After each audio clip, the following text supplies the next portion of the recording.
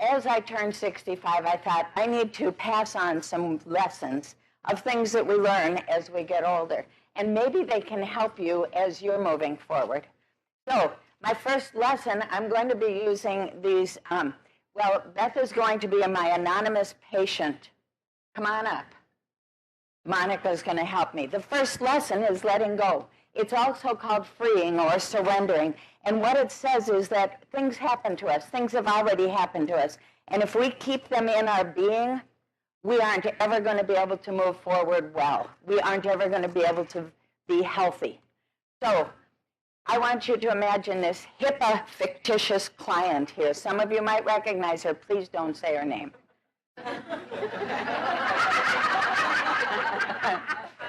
My eyes are blotted out. So okay. Oh, good. Okay, so here's what happened. She was working at a desk job, and there was a promotion available, so she applied to get that promotion. But this other person who was at Kiss Up also applied to get that same promotion, and the Kiss Up got the job.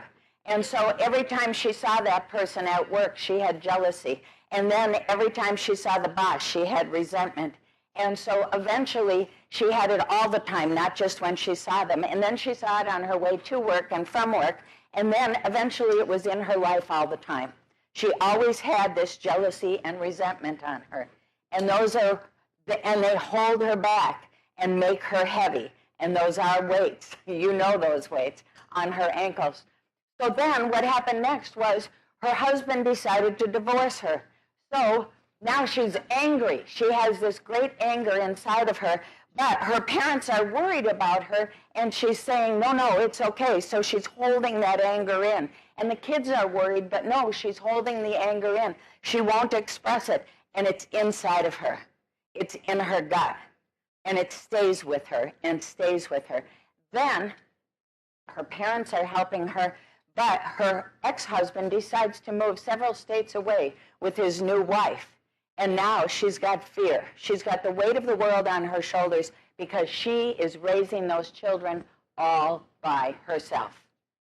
She doesn't know how she's going to do it. Luckily, she's got friends, family, parents who are helping her out.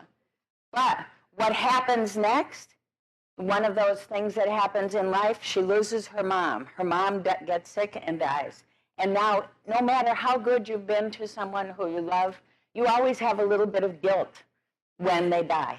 And so now she's got jealousy, resentment, anger, guilt, fear, all of these things in her. So she still is working full time, but she develops back pain. She goes to the doctor. The doctor says, I can't see anything in the x-rays that's wrong with you, so I'm sending you to therapy. So she comes to you, and during your evaluation, you say, walk a little bit across this. And you're wondering what is wrong with this person. And you're thinking, this is physical. The truth is, if we hold this inside of us, it's going to be physical. We need to let those things go. We need to move forward. Dr. Carolyn Mace, and you can start to unwrap.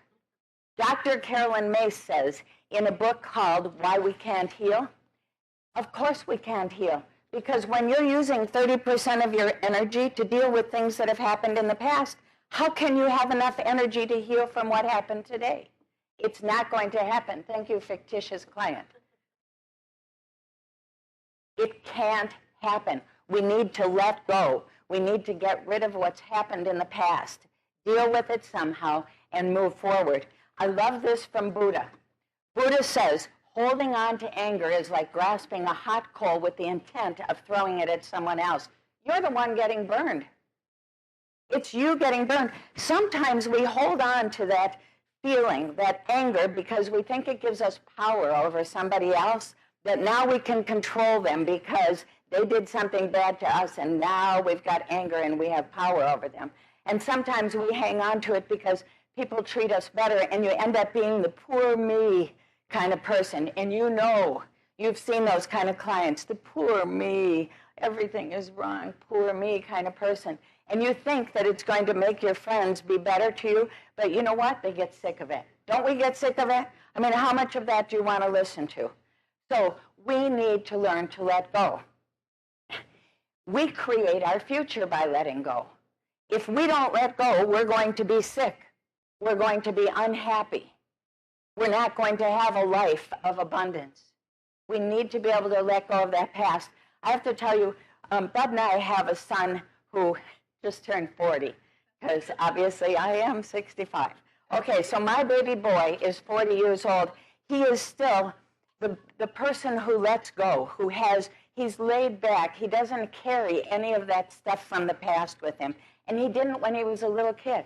When he was small, Bud would leave for work early in the morning, and I'd go running upstairs, wake the kids up, and tell them how much time they had, ask them what they wanted for breakfast, come back down, start making breakfast, get my own stuff together, go running to the bottom of the steps, say, 5 minutes, you've got to be down here in 5 minutes so you can eat and we can get out of here on time.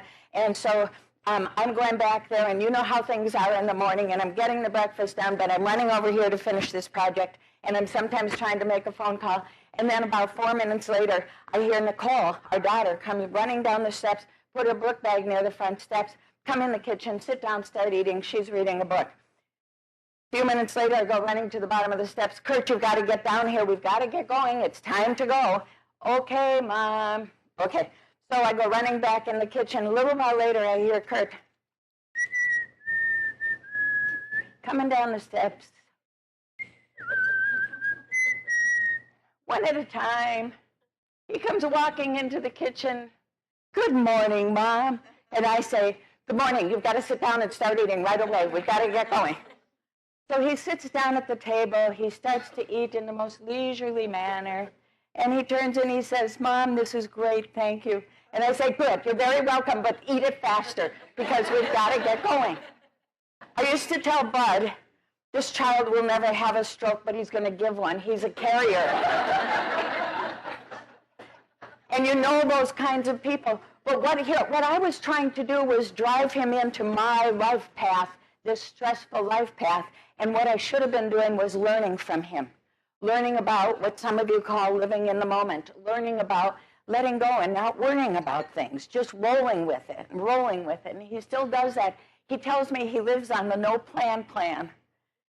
That doesn't make a mother happy.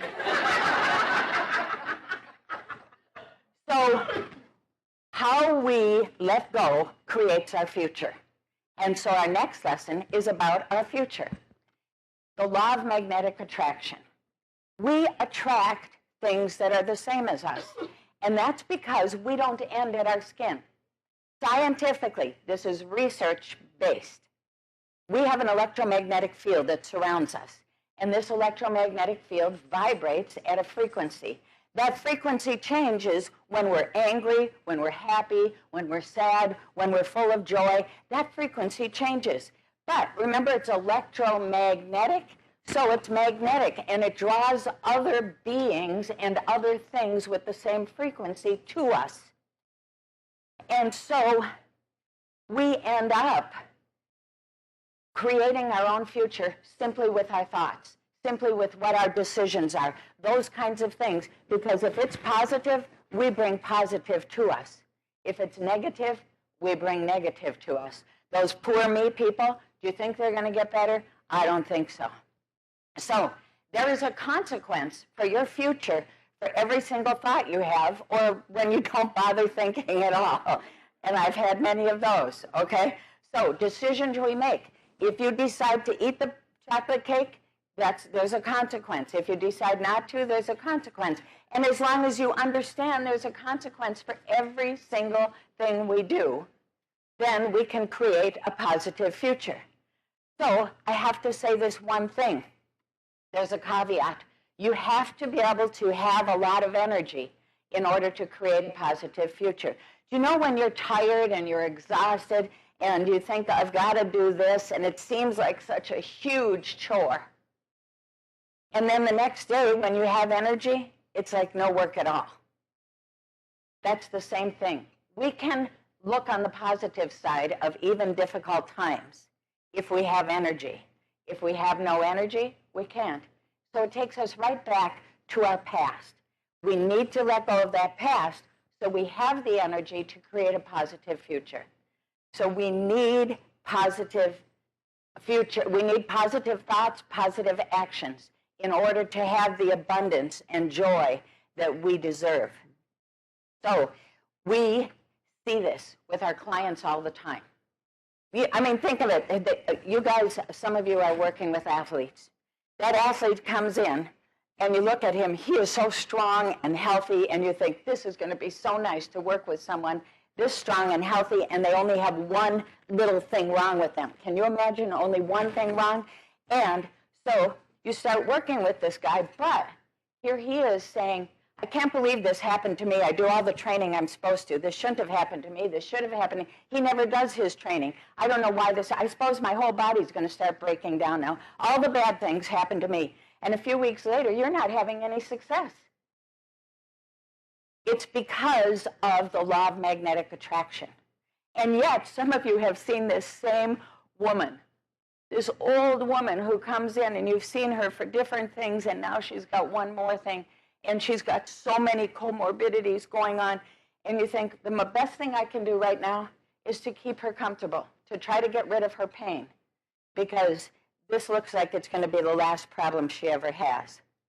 But this woman is talking about getting out of the hospital and going home to live independently and can't wait to get home because she wants to put up her Christmas decorations and she loves Christmas and she's had this before, so I know I can get better from this, honey. You just help me a little bit and we'll be able to do it. And a couple of weeks later, this woman is crawling out of this deep hole and she gets better and goes home to celebrate Christmas with her family. It's all about perspective, attitude, beliefs. Law of magnetic attraction. And we see it all the time with our clients. We need to remember that it works with us. And let me tell you about the beliefs.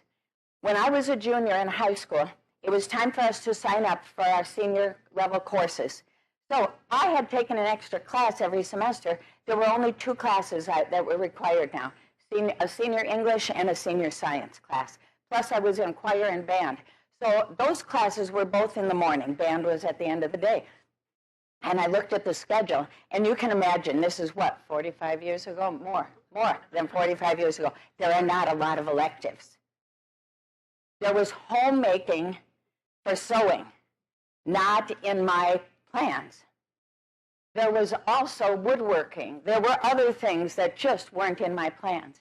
Now, let me back up and tell you, Ann and I, we come from a family where we were told we could do anything we wanted. We have 2 brothers. It didn't matter what our gender was. It didn't matter what our skills was. It didn't matter how old we were. Didn't matter how old we were. It didn't matter how educated we were. We could do anything. That was the belief system as we grew up. So I'm looking at this with the guidance counselor and thinking, I just don't see anything here that I want to take in the afternoon. So I said to him, I'm going to go home and think about this tonight and try to figure out what to do. So as I'm walking home, I'm thinking the local college is only 2 or 3 blocks from the high school. And our dad happens to be president of that college. So I'm thinking, you know, I could in the afternoon go over to the college and take a college course and then come back for band. So I got home and I went looking for the course catalog, which they were laying all over the house. And I found a great class for Monday, Wednesday, Friday, something that I was so excited about, and an okay class for Tuesday, Thursday. Early afternoon, I'd be able to get back to the school for band. I talked to my parents about it that night at dinner. Of course. They said yes, because they said yes to everything we wanted to do. We could do anything. So I was really pumped. I went to the school the next day. I said, Mr. Russo, I found out exactly what I want to do. I'm so excited about this that I can envision it. I can see this happening.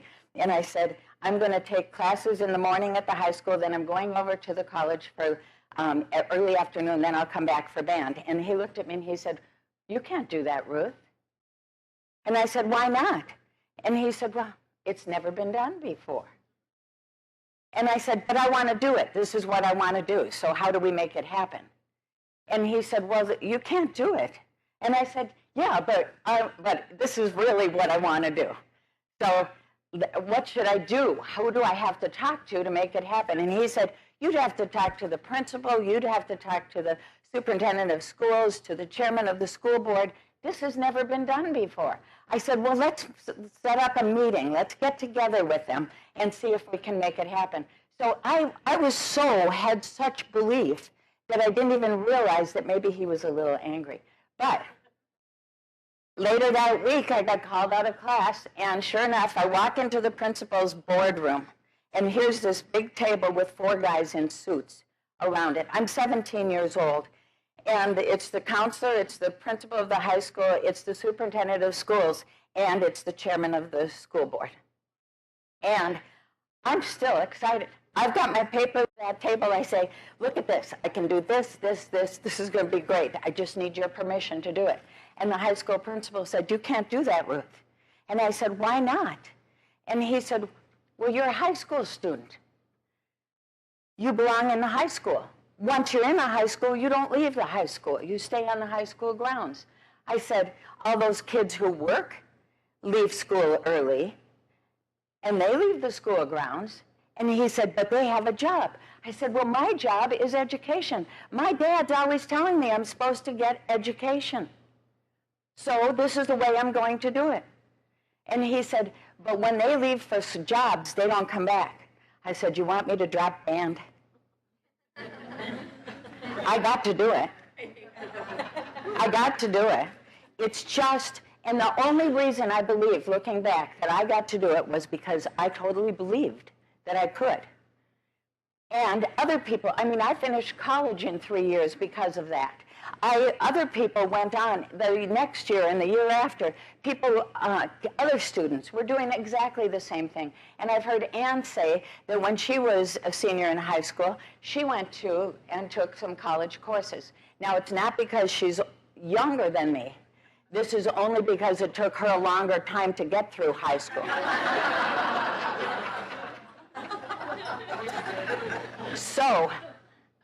So anyway, here's the, I love this slide. Alice in Wonderland. Alice says, this is impossible. And the Mad Hatter says, only if you believe it is. When we were little children, we believed we could do anything. You were crawling, and everybody was supporting you. You're doing such a good job crawling. Everybody was behind you. And we knew that as we pulled ourselves up and we took those first steps and those hands were out to catch us, we knew that the entire universe loved us and supported us. And we knew that we could do anything. And then we got a little older and somebody started saying things like, you're not smart enough to do that. You're not strong enough to do that.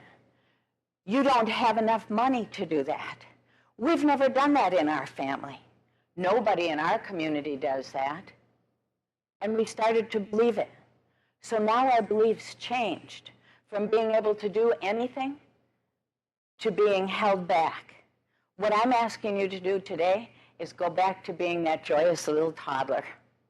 Because everyone in this room, everyone in this universe, we're ready to hold our hands out to you to help you to take that next step.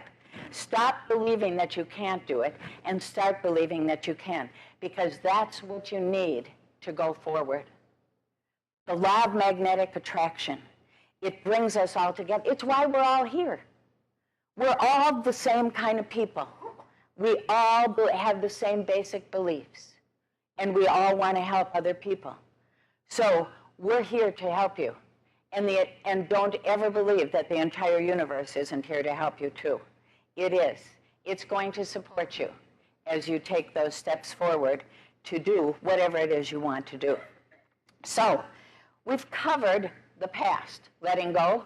We've covered talking about the future, how to build a good future. And now I want to talk about the right now. Right now. This lesson is called accepting. Because what happens to us is that we think, I don't like it that my credit cards are full. I don't like it, I'm fighting it. Or I don't like this personal relationship I'm in. Or I don't like my job. And as long as you're fighting it, you don't have the energy to move forward from it.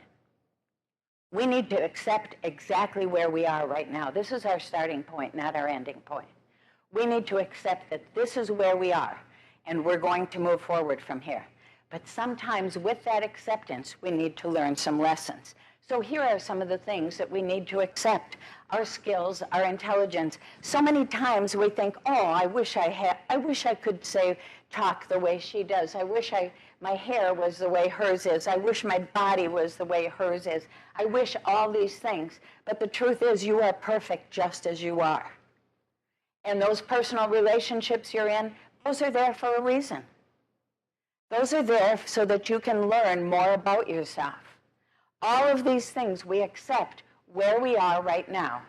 We learn what we need to, and then we can move forward. A book by Gay Hendricks called The First Rule of 10 says, if you're open to learning, you get your life lessons delivered as gently as the tickle of a feather.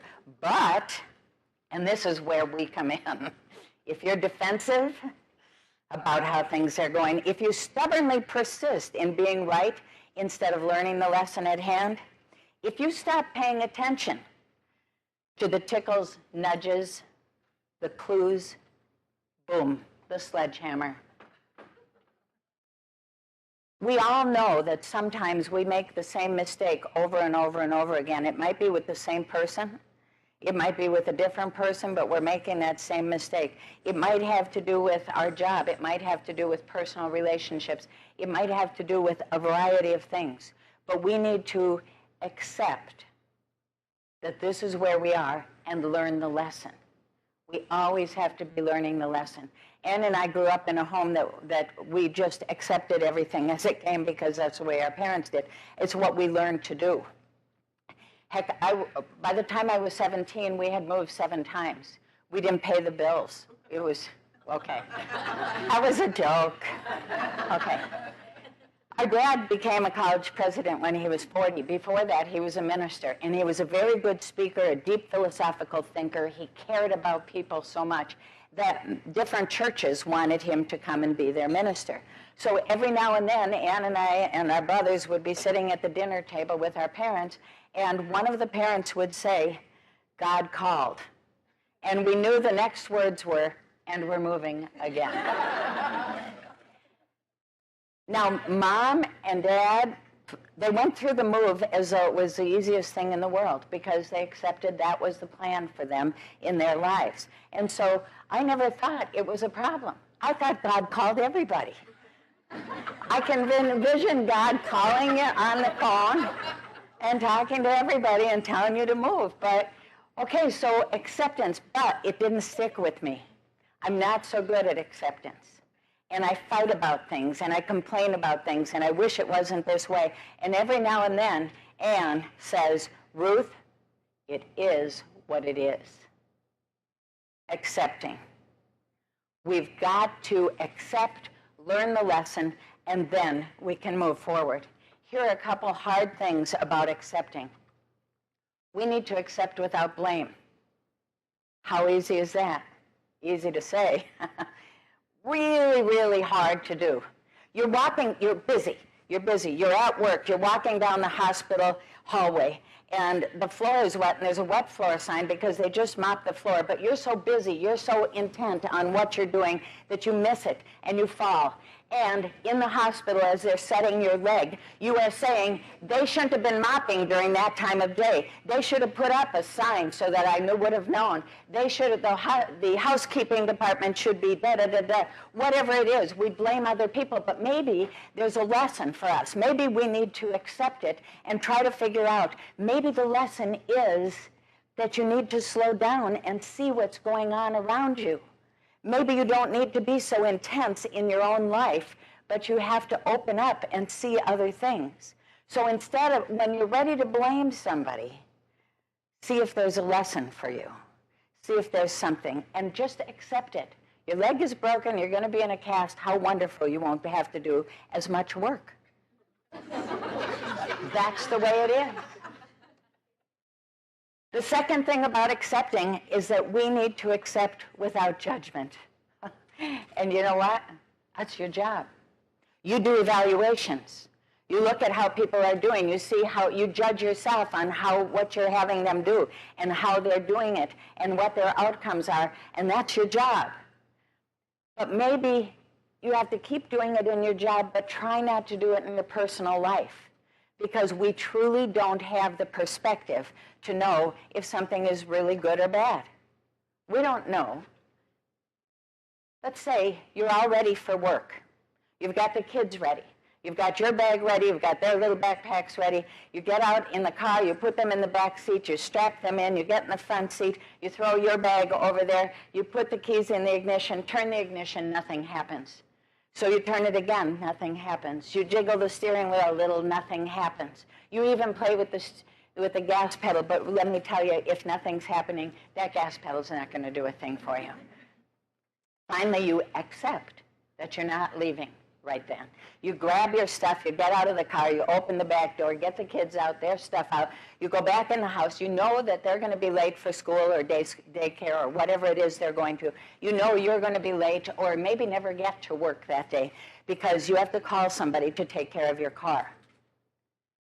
So you start getting on your phone and you're telling people, this really horrible thing has happened to me.